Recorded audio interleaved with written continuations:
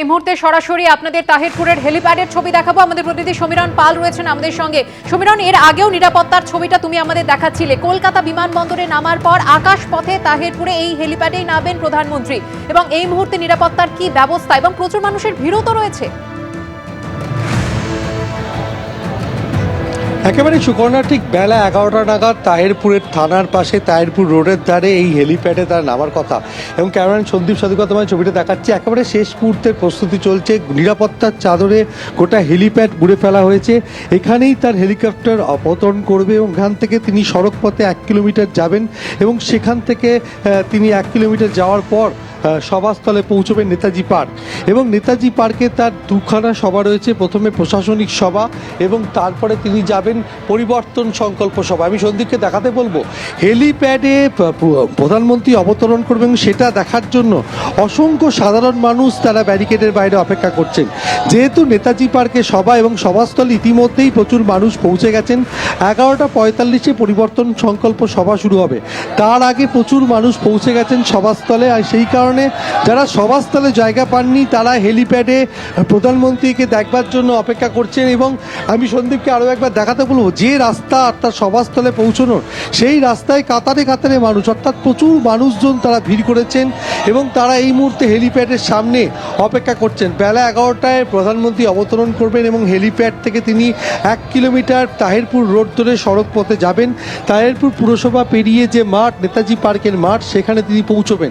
সেখানে প্রথমে যাবেন তিনি প্রশাসনিক সভাস্থলে, সেখানে একগুচ্ছ সরকারি প্রকল্পের উদ্বোধন করবেন। যেহেতু 26-এ বিধানসভা নির্বাচন, পাখির চোখ যুযুধান দুই পক্ষ বিজেপি তৃণমূলের। আর যেখানে তিনি আসছেন একেবারে মতুয়া গড় বলা যায়, অর্থাৎ রানাঘাট এবং বনগাঁ লোকসভা রয়েছে, সেখানকার অধিকাংশ ভোটারই মতুয়া সম্প্রদায়ের। এসআইআর প্রক্রিয়া শুরু হয়েছে এবং এখানে প্রথমে খসড়া তালিকায় লক্ষাধিক মতুয়া ভোটারদের নাম বাদ রয়েছে, এবং সেই কারণে গত কয়েকদিন ধরে রাজনৈতিক বিতর্ক চলছে। আর সেই আবহে প্রধানমন্ত্রী আসছেন। সন্দীপ, তোমাকে আরও একবার ছবিটা দেখাচ্ছি, যে রাস্তায় যান চলাচল পুরোপুরি বন্ধ করে দেওয়া হয়েছে, যেহেতু আর কিছুক্ষণের মধ্যে প্রধানমন্ত্রী এসে পৌঁছবেন। কিন্তু ব্যারিকেডের ওপারে প্রচুর মানুষজন প্রধানমন্ত্রীকে দেখবার জন্য অপেক্ষা করছেন। জনতাও উদ্বেল হয়ে আছে, আশায় বুক বেঁধে আছে। আর বিশেষ করে এখানকার পিছিয়ে পড়া শ্রেণীর মানুষ, যারা নাগরিকত্বের জন্য হয়রান হচ্ছে, উদ্বাস্তু মানুষ, তারাও চাইছে স্থায়ীভাবে নাগরিকত্ব পাক এবং আপডেট 24 পর্যন্ত নাগরিকত্ব পাক, সকলেই ভোট দিক। যারা বিশেষ করে বাংলাদেশে মুসলিম, রোহিঙ্গা মুসলিম, যাতে ভোটার তালিকায় নাম না থাকে, ডেড ভোটার না থাকে। মতুয়ারা যারা এখনো পর্যন্ত নাগরিকত্ব পাননি, সুপ্রিম কোর্টের নির্দেশে তারা এবার ভোট দিতে পারবেন না, কার্যত এটা স্পষ্ট। ফলে এই জায়গায় দাঁড়িয়ে আপনি মতুয়া, এই যেখানে দাঁড়িয়ে রয়েছেন সেটা মতুয়া গড়, সেখানে দাঁড়িয়ে তাদের কি আশ্বাস দেবেন? দেখুন, সবচাইতে শক্তিশালী জায়গা হচ্ছে লোকসভা। সেখানে সুপ্রিম কোর্ট বলুন, যা বলুন, তার আইন প্রণয়ন করে। সংবিধানের মধ্যে থেকে নাগরিকত্ব দেওয়ার অধিকার পার্লামেন্টের। তাই কেন্দ্র সরকার যদি মনে করে আমরা এডিশন করে নতুন বিল এনে আবার তার নাগরিকত্ব দেব, এটা পারে অবশ্যই। সকলেই জানে নাগরিকত্ব দেওয়ার পক্ষে কে আর বিরোধিতা কারা করে। তাই জনতা এত বোকা নয়, বোকা বানানো যায় না। তারা সঠিকটাই করবেন। বিজেপির পক্ষেই আছেন, তারা বিজেপির পক্ষেই থাকবে।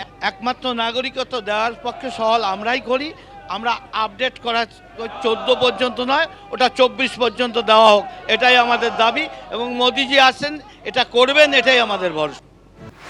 প্রধানমন্ত্রীর সফর নিয়ে বিজেপি সাংসদ জগন্নাথ সরকার যখন আশার আলো দেখছেন, তখনই কটাক্ষ করেছেন কুণাল ঘোষ। প্রধানমন্ত্রী আসছেন খালি হাতে, মতুয়া সম্প্রদায়কে অনিশ্চয়তার মধ্যে ফেলে দিয়েছে বিজেপি। এসআইআর এর পর তারা অথই জলে পড়েছেন, তাই ড্যামেজ কন্ট্রোল করতেই আসছেন নরেন্দ্র মোদী, কটাক্ষ কুণাল ঘোষের। 2021-এও এসে সব বড় বড় কথা শুনেছি, 2024-এও শুনেছি বাংলার মানুষ প্রত্যাখ্যান করবে। ড্যামেজ কন্ট্রোল করতে আসছেন, বুঝেছেন বিরাট ড্যামেজ হয়ে গেছে। ওই টেলিপ্রম্পটারে লেখা ভাষণ পড়তে আসছেন খালি হাতে, খালি হাতে। বাংলার 100 দিনের টাকা দেননি, আবাসের টাকা দেননি, 2 লক্ষ কোটি টাকা বকেয়া। মমতা বন্দ্যোপাধ্যায় সাধারণ মানুষ, গরিব মানুষকে নিজের কোষাগার থেকে টাকা দিচ্ছেন, নরেন্দ্র মোদী দেননি। এরপরে তার নেতারা বাংলাকে অপমান করছেন, বাঙালিকে অপমান করছেন। বাংলা বললে বাংলাদেশে পাঠিয়ে দেবো বলছেন। পশ্চিমবঙ্গে নাকি 1 কোটি রোহিঙ্গা লুকিয়ে আছে, একজনকেও এসআইআর বার করতে পারেনি। এইরকম পরিস্থিতিতে মতুয়া সম্প্রদায় তাদের অনিশ্চয়তার মধ্যে ফেলে দিয়েছেন এই বিজেপি। এবার তাদের কিছু মানুষ কিছুদিনের জন্য বিজেপিকে ভুল বুঝে বিভ্রান্ত হয়েছিলেন। এখন এসআইআর এর পর তারা অথই জলে পড়ছেন, এখন সেখানে ড্যামেজ কন্ট্রোল করতে আসছেন। সিএএ কার্যকর নিয়ে এখনো কোনো আমরা জানি না গভর্নমেন্ট নোটিফিকেশন ইত্যাদি আছে কিনা। আপনি যদি সিএএ ফর্ম ফিল আপ করেন, সঙ্গে সঙ্গে প্রমাণ হয়ে যাবে আপনি ভারতবর্ষের নাগরিকই নন। সরকারি সুবিধাগুলো পাবেন কি পাবেন না তার ঠিক নেই। এসআইআর আপনাদের ক্ষতি করে দিয়েছে। এবিপি আনন্দ, এগিয়ে থাকে, এগিয়ে রাখে।